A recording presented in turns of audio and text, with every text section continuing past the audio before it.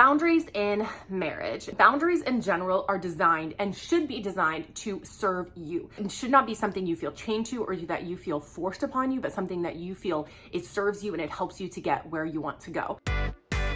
What's up, sisterhood? It's just Bethany here today. Okay, a little confession. Kristen and I actually filmed yesterday and we realized we filmed on next week's topics, not this week's topic. And so we were like, And so that was our one time to film together and we just got a little bit confused. So here I am, since Kristen and I can't be together, and I'm gonna be talking to you today. Okay, so I'm gonna be talking about boundaries in Christian marriages. This is an episode for all of my married gals, or those of you who want to be married someday and you're like, okay, I want to talk about boundaries in Christian marriage because it's something that has to be talked about, and you need to come up with your own boundaries in Christian marriage with like how you can act with other people of the opposite gender. How are you going to I don't know, just all of that, texting, communication, friends, all of that. It's a big topic, and it can be really hard to communicate about and really hard to get on the same page, and just understanding all of that. This has been a topic in my young marrieds group. We've talked about this. I've had friends who've recently talked about this, and I just listened to a podcast episode with a couple who's been married longer than me, and they just talked all about boundaries. Kristen and I actually unpack this in our recent episode on the Girl Defined Show. So if you go to the Girl Defined Show on podcast or Spotify or whatever, you can listen to a deep dive into this whole conversation about being just friends with guys as singles and then boundaries in marriage as a Christian married couple. All right. And this book, actually, I'll show you, Love Defined, I think it's backwards, Embracing God's Vision for Lasting Love and Satisfying Relationships. This is the book that we pull a lot of this content from, especially for single women. And as you can see, my toddler son has made this his coloring book. So you can click the link below if you want to grab a copy. But I keep looking straight, but the camera's over here. So I got to remember to look here, but it feels odd because I want to talk to you like right there.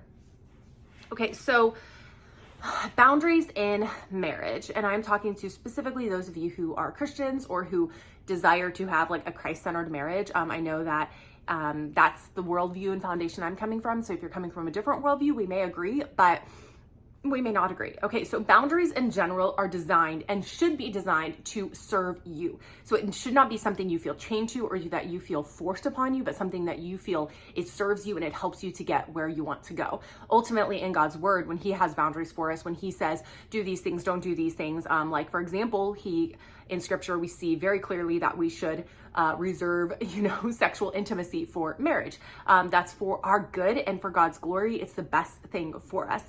So when we think of boundaries, we should think of them as something that serves us, that helps us, that gets us to where we want to go, which is either ultimately to glorify God or to stay married, to have a thriving marriage. All of that should be the goal of these boundaries.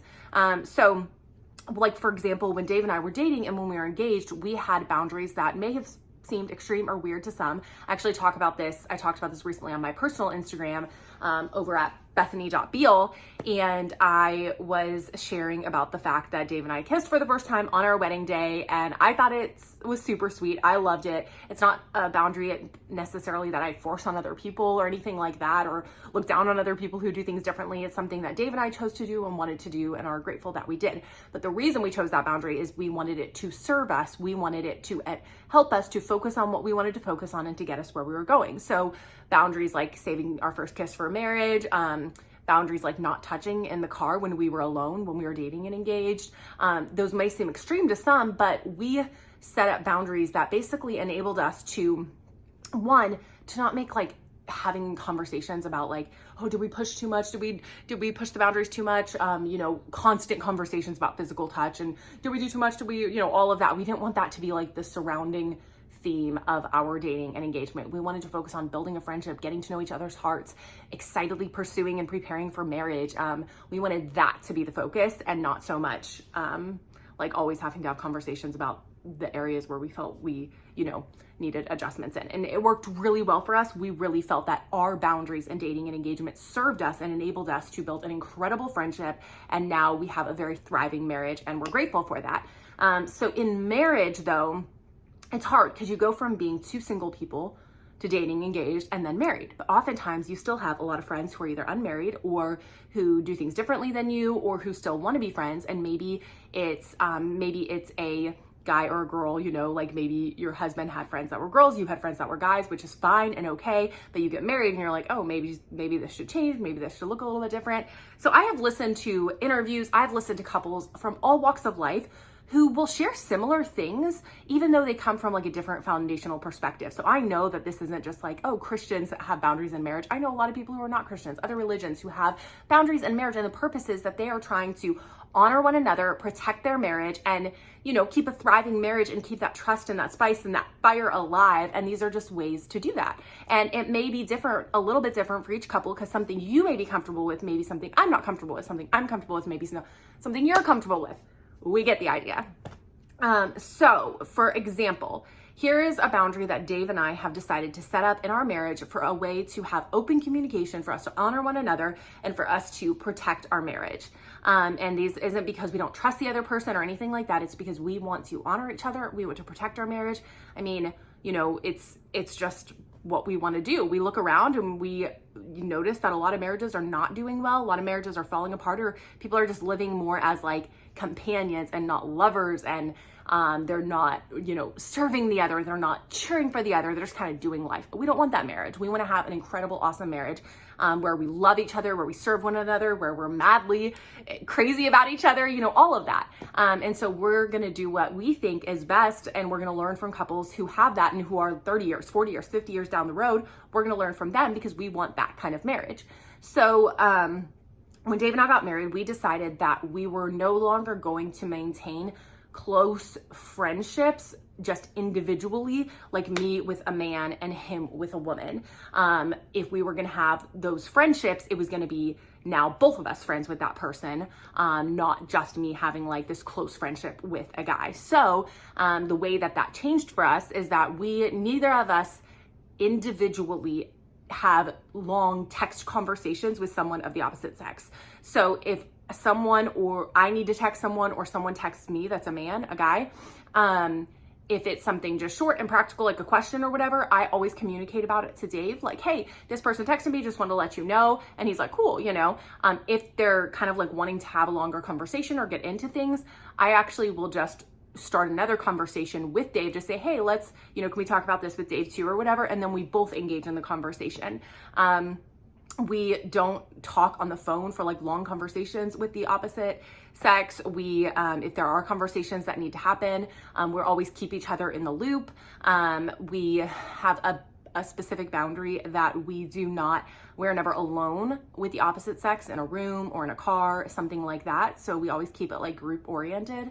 So those are some, like, you get the idea of some of the things that we do boundaries wise. So those have been, I'm trying to think on the spot, those have been super, super helpful for us. And I think it's just been a way for us to know, like, oh, say I see like someone's, you know, name pop up on his phone, I am already in the loop and I know about that, you know, what's going on. Especially like with social media and all of that, it's just really nice for us to keep each other in the loop, to say, hey, here's what's happening. Are you cool with this? Are you not? Because my biggest concern is not what other people think of me. My biggest concern is honoring my spouse and making him feel cherished and loved and cared for and respected, and, you know, the most important in my life. And if somebody else thinks that's weird, well, I'm not married to them, you know? So, and Dave feels the same way about me. Let's see, I'm trying to think of other boundaries. So that's a way. Something which I know this might seem obvious to some of you and it might seem silly to others, but we absolutely never use the word divorce in our marriage. That's not an option. That's not on the table. We never threaten it. We never suggest it. We never joke about it. Like, oh, well, I'm just going to divorce you. You know, it's just something that is never on the table. We are in a covenant. We have committed for life, and we are going to do whatever it takes to have a happy and healthy marriage. And we're not going to let the moments where we're feeling emotional or where things are hard or where we're tired or hungry or whatever it is, we're not going to allow stupid talk come out of our mouth. So we just put certain things off limits. Like, we're not going to let the stupidity of threatening or just joking about divorce ever be on the table. So that's something we never ever do. We have just made a commitment never to like raise our voices at each other. We never just like leave difficult conversations, like, well, you know, just that, you know, just whatever, like, I'm just gonna leave that and I'm not gonna talk about it anymore. We never just like leave the room or leave the house and just leave the other person sitting there wondering. So we never do things like that. I would, you know, these are just examples of the types of things that as a married couple, you can figure out what are the specific boundaries, the absolute yeses and the absolute nos that we want to put in place. So that way it's never on the table. So if you make the boundary like, hey, we are never going to ride alone in the car with someone of the opposite sex. When the opportunity comes up, you've already pre-decided what you're going to do in that situation. You don't have to make a decision in the heat of the moment. If you are in a conversation that's very difficult and you pre-decided that you're never going to walk away or raise your voice, then you already know that's not an option on the table. I know what to do in this situation.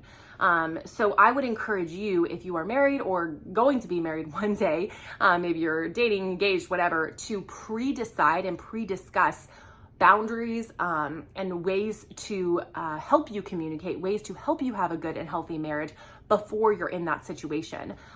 So don't wait till you're in the heat of the moment. Pre-decide and pre-talk about it beforehand.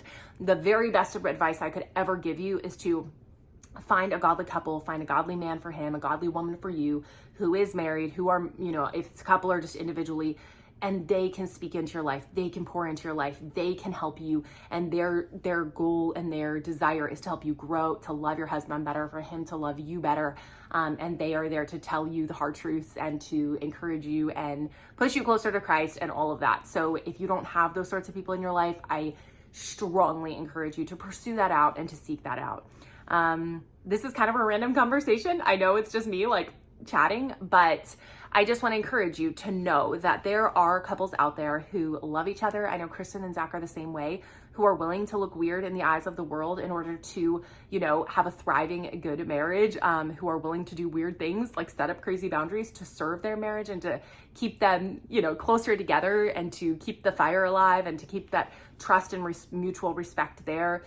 So I just encourage you to keep that conversation going, never stop learning, never stop growing, and to find that godly older couple who you can bring into your marriage to help encourage you and, you know, answer those questions when you're like, I don't know what to do about this situation. They can be there to encourage and support you. Lastly, I just want to encourage you, if you have not spoken a word of praise towards your husband today, just telling him how grateful you are for him or how awesome he is, I encourage you to do that. I encourage you to make it a habit every single day to just tell your husband, whether it's publicly or privately, tell him how awesome you think he is and point out the things that you know that he is doing well. It's so easy to focus on the things that we don't like I can't believe he didn't do that again. And it's oftentimes small little things, but focus on all the things that he is doing well and make sure to tell him that. You may think it, but it's a big deal when you actually tell him those things. So that's my encouragement and my little challenge for you as we close this. Let's keep the conversation going in the comments, and the video that Kristen and I already filmed will be here next week. So, all right, bye guys.